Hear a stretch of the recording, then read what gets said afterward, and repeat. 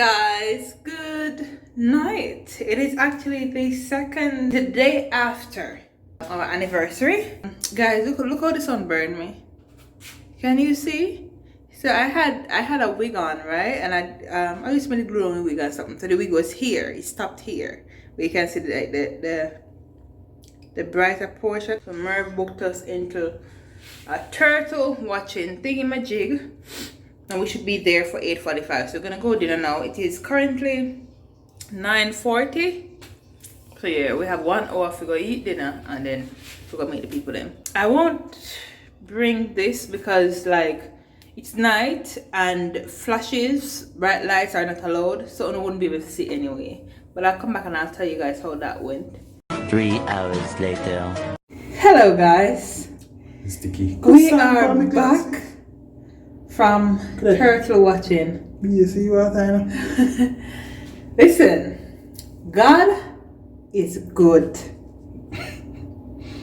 No, for true. God, He is good. Let me tell you, say God, like, That's it already, you know. I am constantly reminded by nature that God is the supreme orchestrator of life. I never want to stop watching like a puss while I go around putting in the dinner. Right, guys, my rinse one puss I catch a rat. Why rat? And he want me to stop our video and put it on the vlog. I mean, I'm thinking of all the things. Yeah. Watch hysterically egg way. No, yeah, me watch everybody know rat catch. Come on, man. Not everybody knows. The Puss British catch rat. people- Come on. British people don't puss down Puss, do that. puss on there England. They don't get rat. Oh. I mean, cook food pan plate they eat, you know. Anyways, guys, let me tell you something. We were watching the turtles and how they do their thing. I'm gonna tell you, wow. Every animal in nature has their own thing that they have innate in them, right? You don't have to teach them what to do. Tonight, I have learned to appreciate the turtles so much. So you learn. So one, I didn't know that they would have had infrared lights that you could actually see what was going on. And it's a good thing that they did because we wouldn't have seen anything otherwise.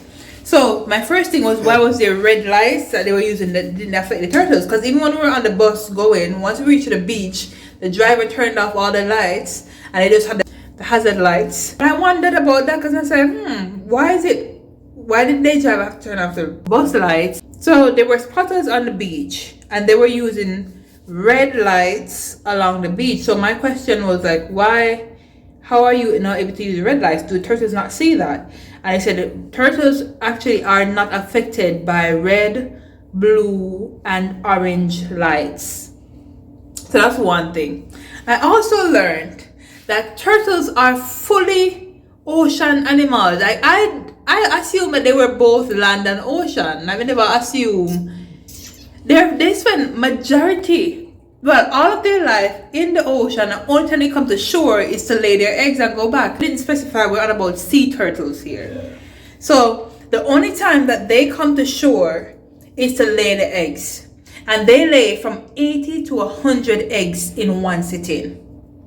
And these eggs that they lay, they are from an average 3 to 4 different fathers, male turtles, right? And well, on the island last year, when they did like a study, they found one hatch of eggs that were from 15 fathers, and that's the most that they've seen so far. I also learned once they lay the eggs, they never come back and check on them.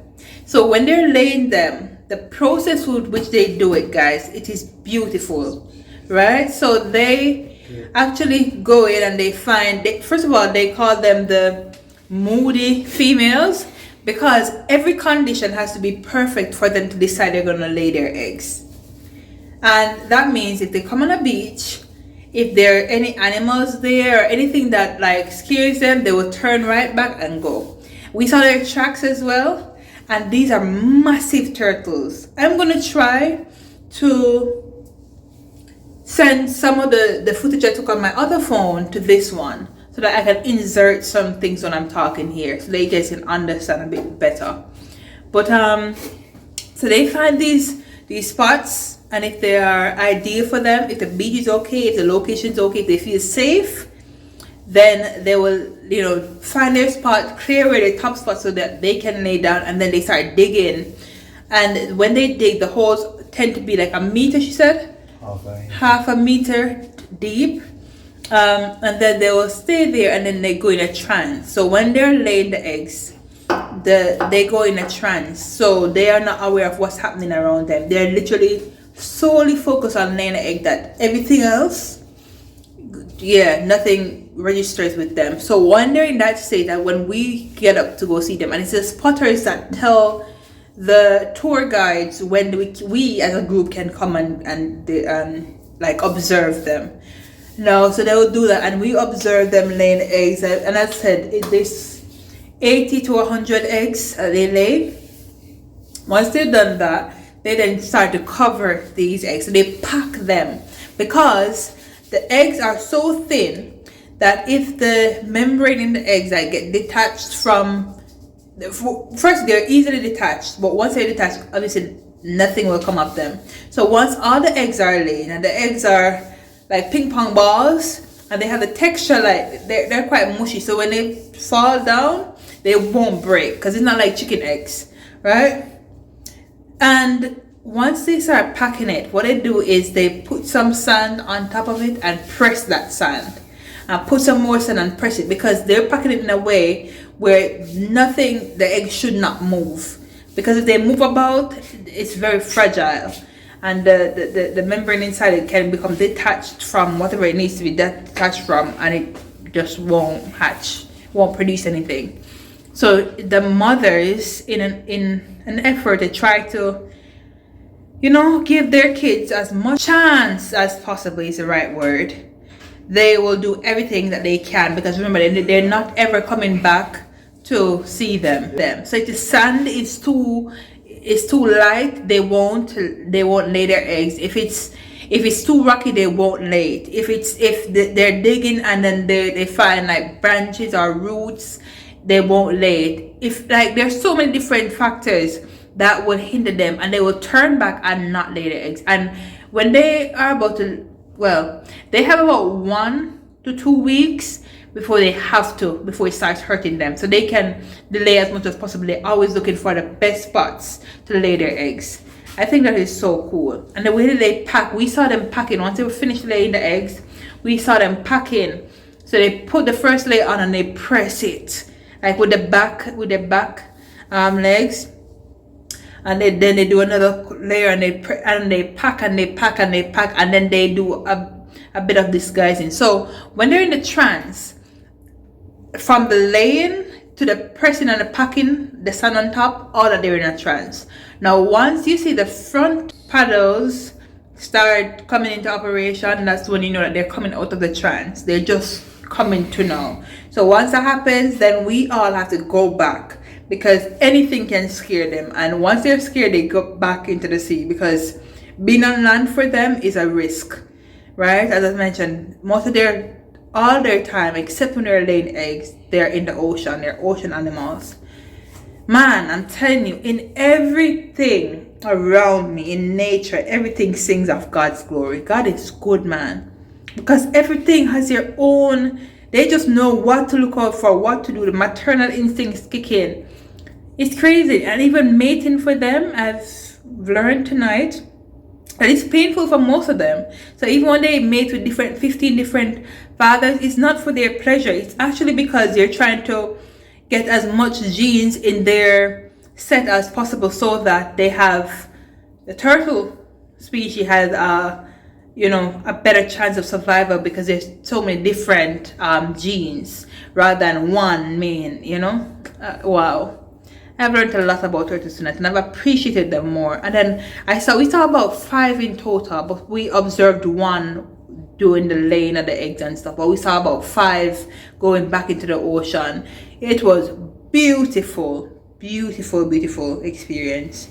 And I would say, if you ever have a chance to go observe sea turtles during this season, definitely take it on. At least 15,000 turtles come here in their mating season a year, at least. And she reckons it's much more than that, but at least 15,000. This is the second highest sea turtle population in the world. Which one was the first? Was it, what she said? Florida was the first, and Cape Verde was the second. And they see a lot. And this is just one island. Because remember, there are 10. This is Sal. This is just one out of 10. So can you imagine in Boa Vista and all these other islands? Crazy. But yeah, man, I learned a lot. It was really, really good. Mary just reminded me to tell you guys about the gender. So you know how in human reproductive system, the gender of the fetus is more than likely known before birth, right? Because unless you decide not to, but the XX chromosome and XY chromosome, you know, XY boy, XX a girl.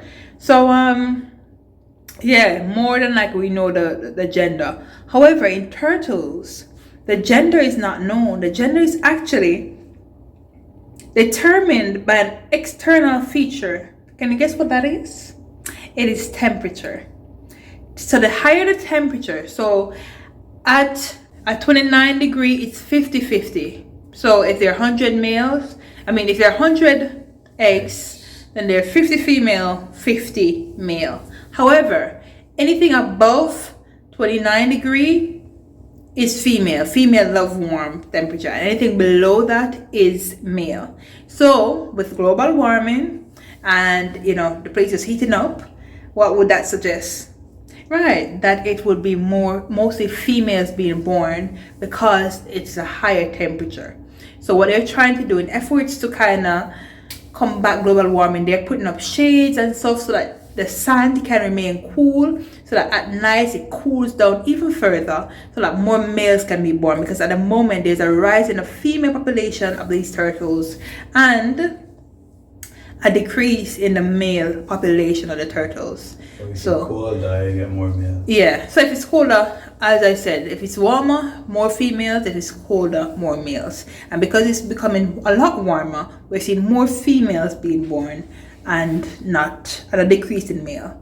So they're trying to reduce all that. So yeah, pretty interesting stuff. Pretty interesting stuff. I've learned to appreciate turtles a bit more and to think, yeah, they're pretty smart animals in the way that they do things. Yeah, pretty cool. Met some cool people as well. We sat there. It was such a good experience because we were on the beach. It was dark. We sat in the sun, listened to the ocean. We had to wait. So we learned a bit first about them and what to look out for, like their tracks. It was so cool to see the tracks as well. What to look out for and stuff. Yeah, man, it was pretty cool. But during the mating season, it hurts them because the male on their front paddles, they have hooks or claws or something that actually digs into the female flesh when they mount them from behind. So it hurts the females actually during mating season. So it's not for pleasure at all. It is simply to reproduce and try to give the species as much chance of survival as possible. That is crazy to me. I hope you guys enjoyed this. I will try to put the clips in so you can learn a bit more. And yeah, see you.